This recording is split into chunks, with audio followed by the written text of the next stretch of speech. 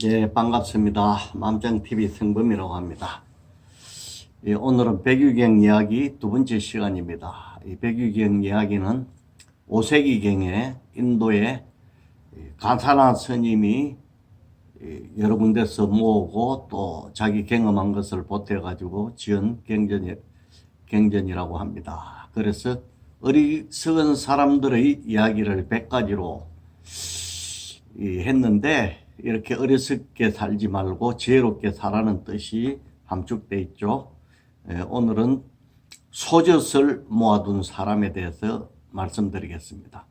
아주 먼 옛날에 어떤 어리석은 사람이 손님을 청하여 우유를 대접하려고 하면서 이렇게 생각했습니다.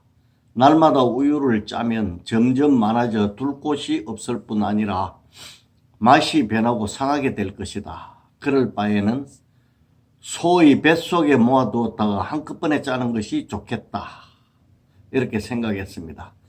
그래서 그는 어미소와 송아지를 따로 분리해서 메어두었습니다. 한 달이 지나고 잔칫날이 되어 그는 손님을 맞이했습니다. 그리고는 소를 끌고 와서 신선한 젖을 짜려고 했지만 젖은 이미 말라 없어지고 한 방울도 나오지 않았습니다. 그러자 손님들은 모두 화를 내고 그 주인을 비웃었다고 하는 이야기입니다. 이 소젖은 계속 짜줘야 신선한 젖이 계속 나오지, 안 짜고 두면 말라버리는가 봅니다. 이 얼핏 보면 세상에는 이 어리석은 사람이 없는 듯이 보이지만 사실은 이런 부류의 사람들이 많이 있습니다. 예를 들어 어떤 사람이 나는 지금은 돈이 없어서 못하지만 앞으로 많이 벌어서 부자가 되고 나면 남에게 좋은 일을 하고 살 것이다 라고 말한다면 이 이야기 속의 어리석음과 같습니다. 왜냐하면 세상살이는 계획대로 되지 않기 때문입니다. 그리고 돈을 모으는 과정에서 식구 중에 누가 아프거나 빌려주어서 받지 못하거나 또는 사기나 도둑을 맞을 수도 있고 불이 나서 타버릴 수도 있습니다. 또한 사람은 한평생은 그리 길지 않으며 언제 마감할지도 모릅니다. 그렇다면 일생 동안 남에게 한 번도 베풀지 못하고 죽을 수도 있습니다. 그래서 적으면 적은 대로 나누고 돈이 없으면 힘으로, 힘이 없으면 부드러운 말이나 미소로서 선행에 힘쓴다면 이 사람은 오래지 않는 시간에 상당히 많은 것을 베풀을 수 있을 것입니다. 그리고 그 복으로 형편이 빨리 풀리고 행복하게 살 수도 있을 것입니다. 그리고 또 기도나 수행도 마찬가지입니다.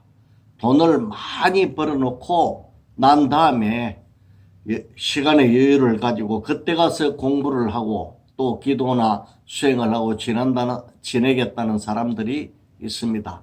하지만 나이가 들 때까지 마음먹은만치 돈을 벌어놓기도 힘들지만 사실 돈을 벌었었다 손치더라도 한 번도 안 해본 수행이나 공부가 쉽게 될 리가 없습니다.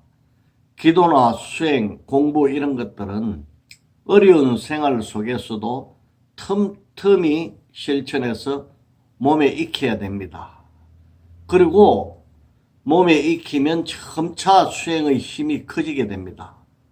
그리고 일상생활 그 자체가 수행이 될 수도 있습니다. 그뿐만 아니라 수행을 통해서 사물을 바르게 보는 안목이 생기고 이 안목을 통하여 현실 속에서 지혜롭게 살 수 있게 되는 것입니다.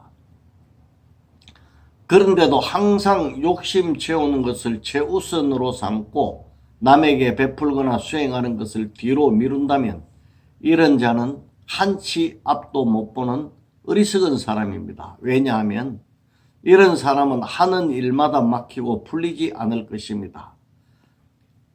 그 이유는 지은 복이 없는 사람이 받는 자유로운 갑오, 그것을 누구도 피할 수 없습니다.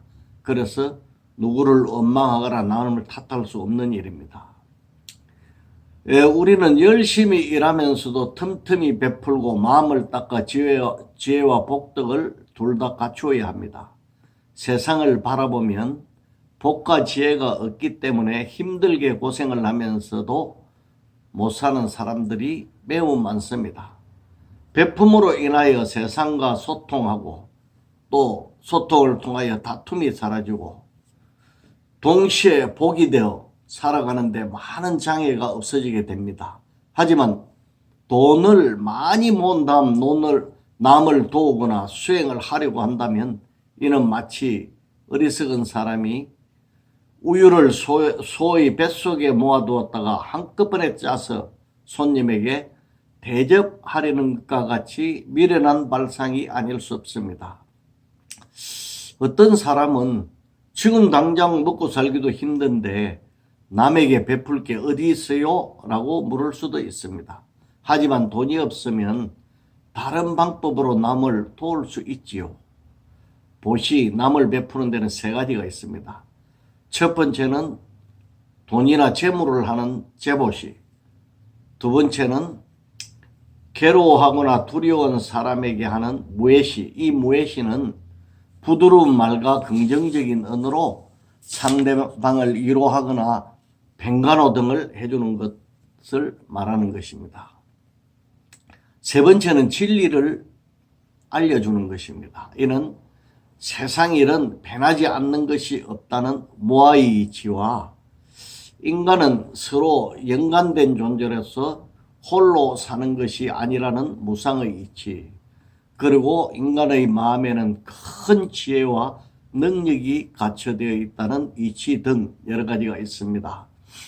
만약 어떤 사람이 베풀 시간이 어디 있어요? 나는 그럴 여유가 없어요. 나는 지금 너무 쪼달려요. 라고 말할 수도 있습니다.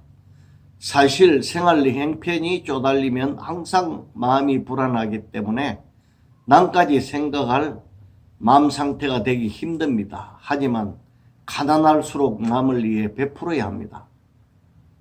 어떤 방법으로든지 베풀지 않으면 복이 없어 가난에서 벗어나기 어렵습니다. 인간은 서로 관계를 맺고 살아가는 사회적 동물이기 때문에 돈도 관계 속에서 벌어들여야 합니다. 그래서 먼저 베풀어야 합니다.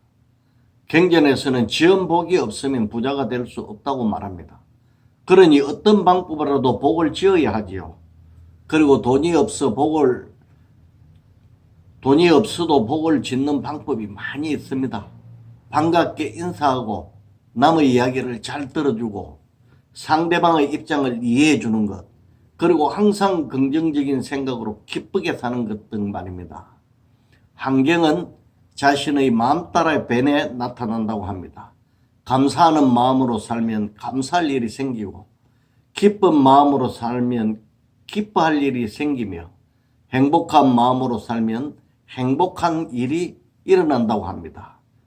그렇지만 반대로 생각해 보면 마음속으로 좌절하면 좌절할 일이 생기고 남을 미워하면 자기도 남에게 미움을 받겠죠. 이것을 토대로 오늘은 어리석은 사람 소젖을 안 짜고 한 달 동안 모아두었다가 한꺼번에 짜려고 하는 그러한 미련한 사람들이 이 세상에 많이 있다는 것을 잘 아시게 되었을 것입니다. 그럼 어려운 현실 속에 처해 있더라도 마음을 잘 다스려서 행복해지십시오. 사람에게는 불승이 간직되어 있고 판야지혜가 간직되어 있습니다. 자기를 믿고 마음을 긍정적으로 변화시키면 앞날에 점차 좋은 일이 생길 것 같습니다. 그럼 다음 시간에 또 뵙겠습니다. 안녕히 계십시오.